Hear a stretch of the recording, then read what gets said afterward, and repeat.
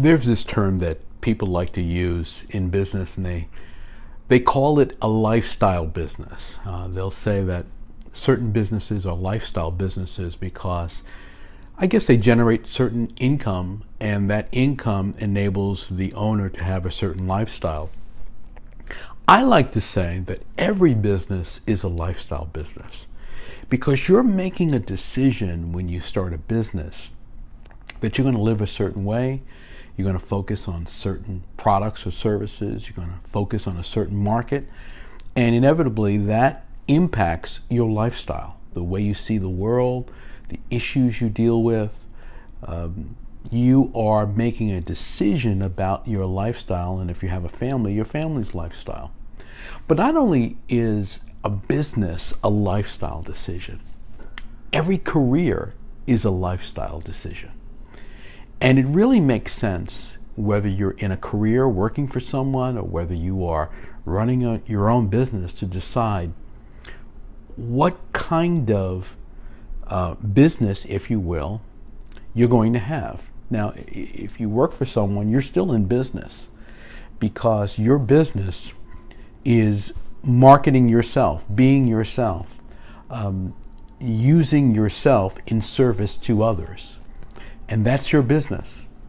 If you have a formal business and you have a product or service that you sell, and I like to say that you have to make a decision to create what I call a premier business. I believe everyone deserves to be a premier business. It's making a decision not to be ordinary in what you do. Now, that involves lots of work and lots of focus, and often you'll have to go at it again and again and again to get there. But people who do that and who are committed to that get there. And when I advise businesses about their own level of success and their goals and their desire in the market, there are four things that I'd like to emphasize that are really important in creating not only the business that you deserve, it's creating a premier business, it's creating that lifestyle business, it's creating a business that you're proud of, and you should work toward these things. Now, the first thing is the identity of the business. What is your identity? Whether you work for someone, whether you have a business, what's your identity? How are you known? How do people see you? And you can go to work on creating that identity. And it doesn't have to be some false sense of who you are. It's what do you stand for? What is it that's important to you? Are you a person that likes to deliver quality in a certain way? Do you like to deliver more than is asked for? Is your identity one who has empathy for others? One that has a certain level of standards? Are you stylish? We can make a lot of choices about what our identity is, and that evolves. We make decisions about that. When we add things to it, when we take things away, we always making decisions about who we are. But the important thing is to realize that that is a decision, and you can make that decision, and that decision can be something that you commit to every day and that guides you every day. So think about your identity. How do you want to be known? How do you want to see yourself? And what issues are most important to you? Now, the second thing is message. And when it comes to message, we're really talking about how that is communicated to the world. We have an opportunity to communicate in different ways. We don't have to communicate the way everyone else does. We don't have to use the same words. We don't have to use the same phrases. We don't have to approach things the same way. And we can decide that communicating is something we're going to give attention to. And so I want you to think about how you're going to communicate. What's your message? What are you saying to people? What's your approach? What's your style? What are the words? What do you want to be known for in terms of phrases? when someone says a certain word, or when they think of you, is there a word that they associate with that? Think about that.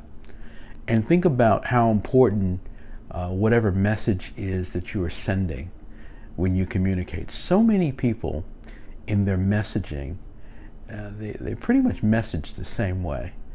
And I am always amazed when I'm listening to an interview or I'm seeing someone interview someone, how often I can predict what the person is going to say, or predict the word they're going to use, or phrase they're going to use, or how they're going to start something or end something. And it's because we copy a lot of messaging that we see from others. But you can make your messaging more deliberate, and if you give that attention, that is another thing that will create a business that you deserve, something you deserve that's truly unique.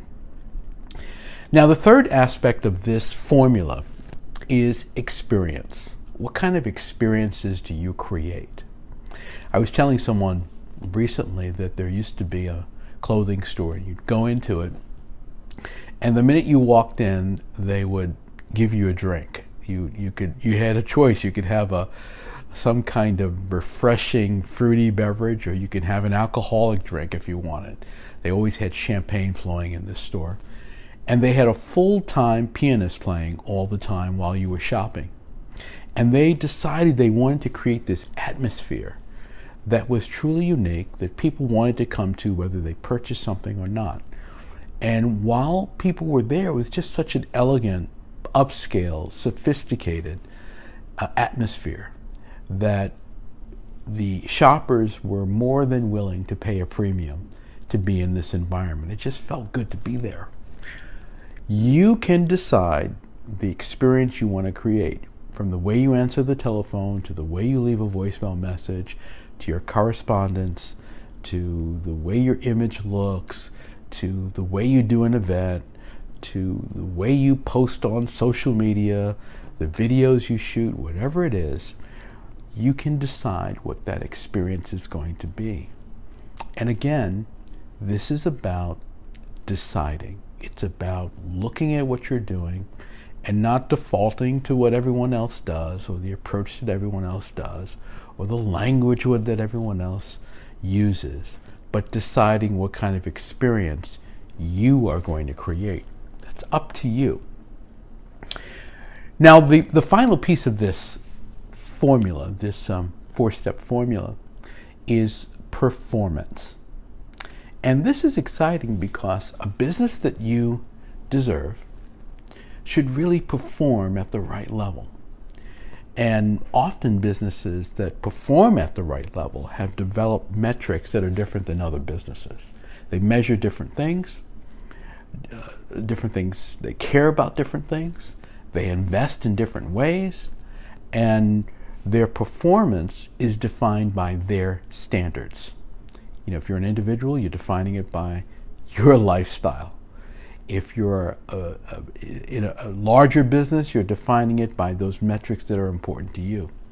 One metric, for example, is very successful businesses will invest a lot to get a customer, because in their view, they know that customer is valuable.